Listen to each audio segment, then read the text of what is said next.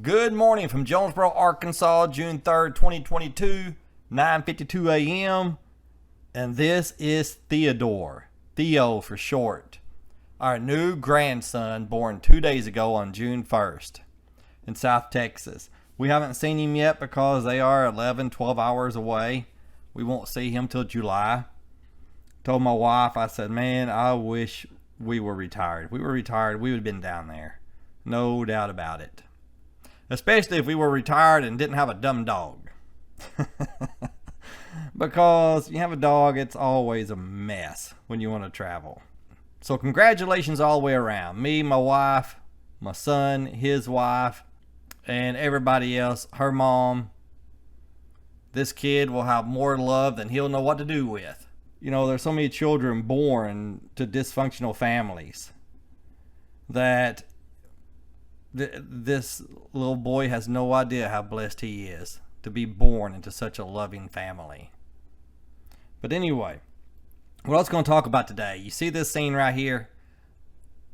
Now, we had our election in Arkansas last Tuesday, and about a month ago, a politician knocked on my door. He was running for, Justice of the Peace. No, I can't remember what he was running for. But anyway, he knocked on the door and he told me real quick. He said, when I seen your house, your plug-in car, and your solar panels, I just assumed that you weren't going to be voting for me. That's what he said. I just assumed you weren't going to be voting for me, but I want to talk to you anyway. He's, I figure if you ran me off, at least I could ask you about your solar panels first. Of course, they weren't working at the time. They were just decoration. But I couldn't believe he said that. You know, I'm serious. I talked to him for probably 10, 15 minutes, you know. And, yeah, we talked about the Tea Party, which he loved the Tea Party. And we talked about the 2-cent BS restaurant tax Jonesboro implemented on January the 1st. He hated that. I hated that as well. As far as the Tea Party, I ain't going to say. Just because we are such a tribal nation and people are so insensitive to opposing points of view anymore, I just don't want to spend all my time on YouTube defending myself, because that's what it would turn into.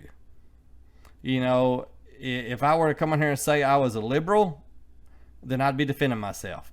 If I were to come on here and say I was a conservative, I'd be defending myself. Because either way, the other side would say I was damaging the country. Because it's so sad. So sad that we're past the stage, most of us, not all of us, of just politely saying, let's agree to disagree. No, you are destroying the nation, you socialist piece of crap. Or you are destroying the nation, you conservative piece of crap. That's the way it goes. But anyway, we had a good conversation, and at least we did agree on the restaurant tax. And a lot of conservatives and liberals both agree on that is BS. It's such nonsense. But anyway, ever since I got an electric car, people 3.5 years ago, people just assumed I was a liberal.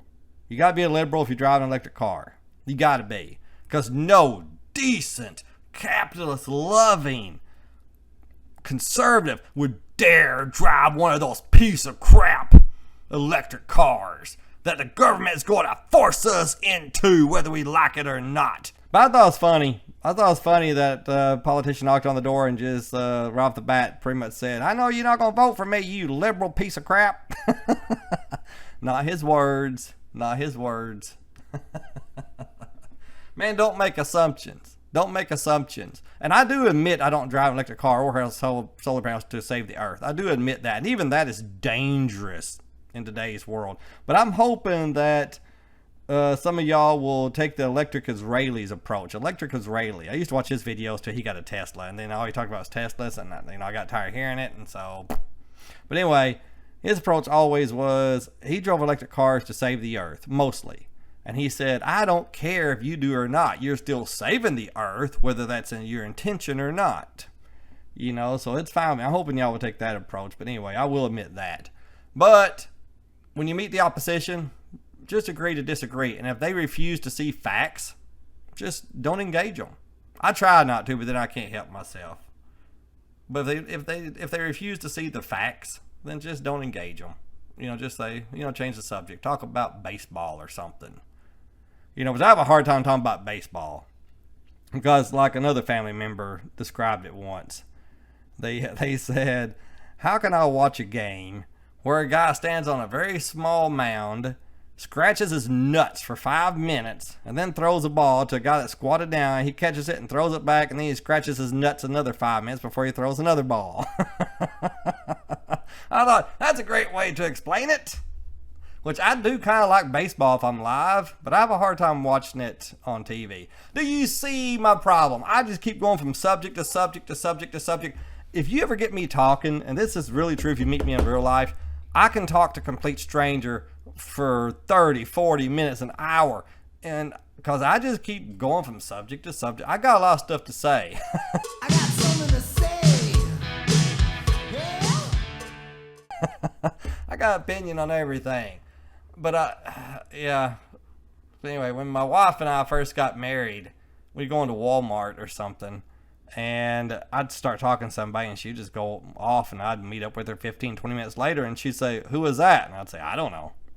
She'd say, you don't know? And I said, no, I have no idea who he is.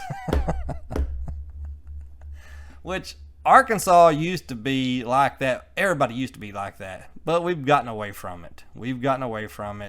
A person I work with told me, she's from Michigan. She said, if you went to Michigan and you talked to our customers the way you talk to them here, they would just think you were strange. Because all the time, customers that come in looking for a stainless steel 824 bolt, B-O-L-T. I know I don't talk that plain, not B-O-A-T, B-O-L-T. And then we wind up having a 15-minute conversation. To eventually to the point where I say, look, I got to go do something, or they're going to realize they don't need me. And they're going to make me go clean the bathroom or something.